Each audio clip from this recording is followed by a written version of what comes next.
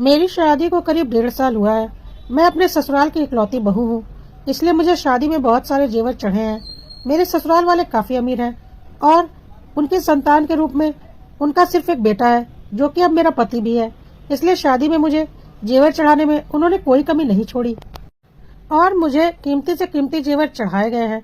उन्हीं जेवरों में से एक जेवर मेरी दादी सास ने मुझे दिया था, जो कि उनकी माँ ने उनकी शादी में उन्हें दिया था।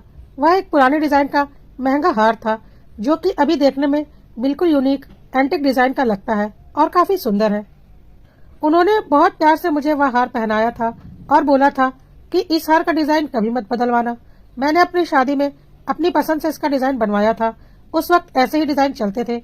मुझे भी वह एंटिक डिजाइन बहुत पसंद आ रहा था और आज के जमाने में बिल्कुल यूनिक लग रहा था।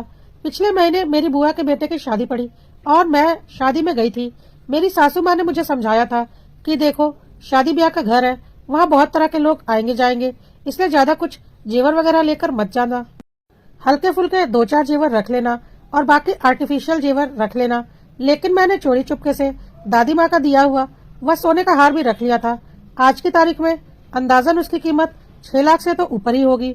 मेरे ससुराल में कोई नहीं जानता था कि मैं वह कीमती हार अपने साथ लेकर गई हूँ, लेकिन अब मैं एक बहुत बड़ी मुसीबत में फंस गई हूँ।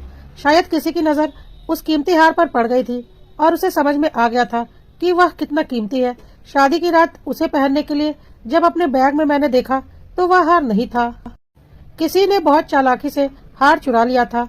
मुझे समझ में नहीं आ रहा था कि हार किसने चुराया था और मैं किसके ऊपर इल्जाम लगा सकती थी। पूरे घर में काफी खोजबीन की गई, लेकिन हार नहीं मिला।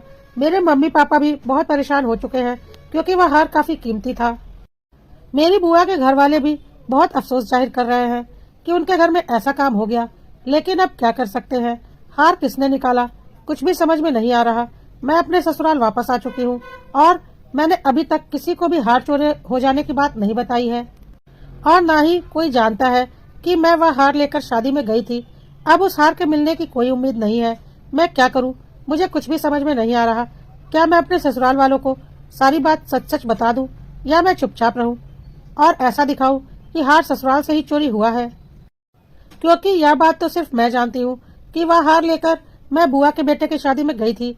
मुझे कुछ भी समझ में नहीं आ रहा मैं क्या करूँ, क्योंकि गलती तो मुझसे हो चुकी है और अब इस गलती को स्वीकार करने की हिम्मत मुझ में नहीं आ रही। प्लीज मेरी मदद कीजिए। मुझे क्या करना चाहिए? मैं अपनी गलती के कारण अपने रिश्तों में तनाव नहीं पैदा करना चाहती।